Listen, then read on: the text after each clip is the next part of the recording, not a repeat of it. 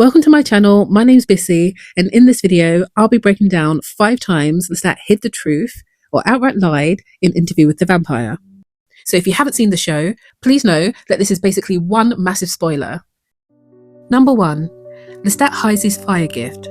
In Season 1, Episode 5, Louis and Lestat are going through one of the toughest phases of their relationship. Claudia has left them, and both their home and their relationship have deteriorated to an unrecognisable state. One night, the pair are in their reception room, and we see Lestat mindlessly lighting a playing card on fire with a lighter. It was only on my third watch of the show that it dawned on me. Lestat would never need a lighter. Ever. He used one in front of Louis, which concealed his gift, but we do see an example of Lestat demonstrating his fire gift before he reveals it to Louis. In Season 1, Episode 1, he is playing with the lamplighter before attacking him by manipulating the gas lamp. Lestat finally reveals his fire gift to Louis in Season 2, Episode 8. Louis shows us that Lestat ignites his latest fledgling's clothes on fire. This is at their reunion in New Orleans.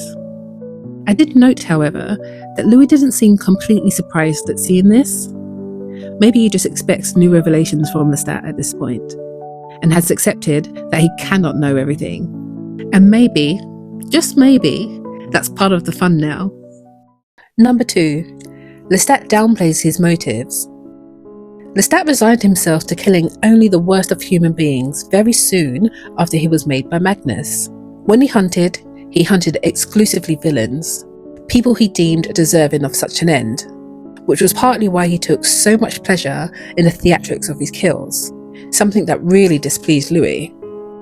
Lestat did say to Louis in Season 1, Episode 1, that Lily, the priest, and the locals he had fed on all deserved what they got. But he never really broke down to Louis that his kills were as they were because he hated that he needed to take life to survive. But if he must, he decided a long time ago that it would be the lives of the murderers, thieves, and perverts that he would take, making him much more like Louis than he ever let on. I wonder if the Vampire Lestat will expose this, and if Lestat will have a different version of events to tell than Louis did. Number 3. Lestat hides the depth of his relationship with Antoinette. Lestat's relationship with Antoinette Brown is much deeper and lasts for much longer than you might realise. Nearly as long as his relationship with Louis. Lestat and Antoinette meet in 1915, Louis and Lestat meet in 1910. And their relationship doesn't end until Claudia takes out Antoinette on that fateful night, Mardi Gras 1940. That's 25 years. A 25-year commitment, by any measure, would be considered a long-term relationship, right? They live together for many years. They spend many evenings together. Lestat reveals his true nature as a vampire to her, and feeds on her long before he turns her. Lestat lies to Louis on multiple occasions. First about the affair itself, and when that's in the open, the promise to take her out is broken entirely. Lestat keeps the depth of his affection, love, and ultimately the relationship itself from Louis for the entirety of their relationship. This is just another example of Lestat's duality in his stormy romance with Louis. I really hope that Daniel Malloy gets into Lestat's relationship with Antoinette in The Vampire Lestat, because a 25-year relationship must have been significant to him, right? We can but hope. Number 4. Lestat withholds the history of vampires. After meeting the Paris Coven, not long after he was turned, Lestat searches the globe for Marius, the oldest and most knowledgeable known vampire. And the circumstances of his turning begin to weigh on him. Marius ends up finding Lestat, and they spend time together in Greece, where he is so taken with Lestat and his quest that he divulges the entire history and the origins of vampires to him. He also shows him those who must be kept, a sight only a handful of people have witnessed in many centuries. Lestat cannot get enough of this knowledge, but Marius tells him all of this on one condition. He must never divulge this information to anyone, ever. This promise is not a difficult one for Lestat to keep, until he meets Louis and they meet Claudia. Claudia especially is very curious about other vampires and the origins of their species. Louis wants to know Lestat and everything he has to tell him, but doesn't push, attributing Lestat's withholding to his advanced years. I really hope the Vampire Lestat takes us through this phase of Lestat's life, as the information is just so important. Number 5. Lestat hides his cloud gift. Of course, we all saw when Louis recalls Lestat displaying his cloud gift for the very first time. Lestat displayed a remarkable amount of restraint. You can see how freely Santiago and Armand used their cloud gift throughout season 2. We also see it with Baron and Talamasca, and we all know how much flair and style Lestat has. That's aside from all of the emotional reasons Louis postulates to Daniel for Lestat withholding. However, we also see that during their first night of intimacy, Louis and Lestat float.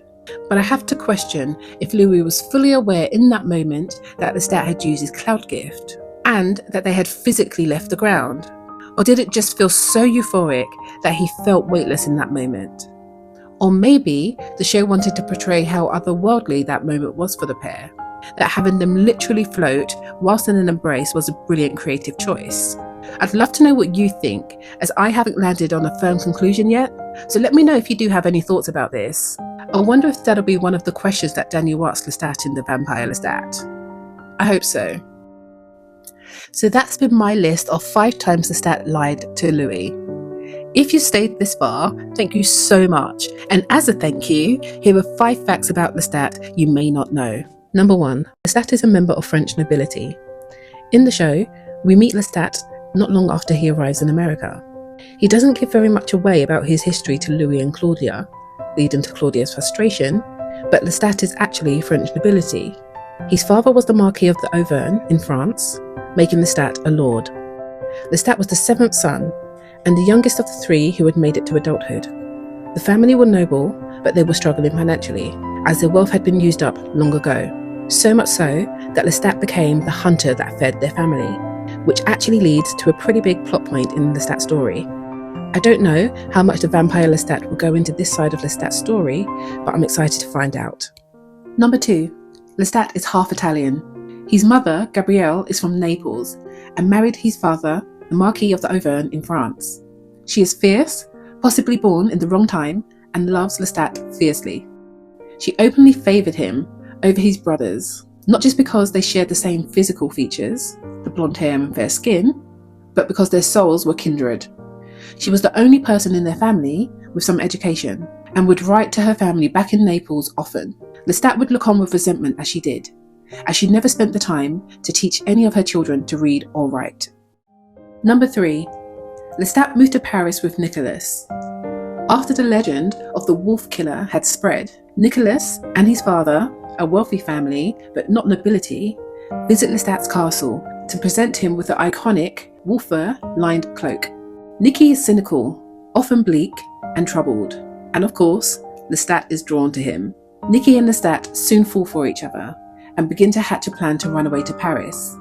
Lestat tells Nicky that he had left home twice before, and running away to Paris was his final attempt to escape his father and his brothers. His mother, Gabrielle, actually gave Lestat the funds and encouraged him to leave that place and go with Nicky to Paris.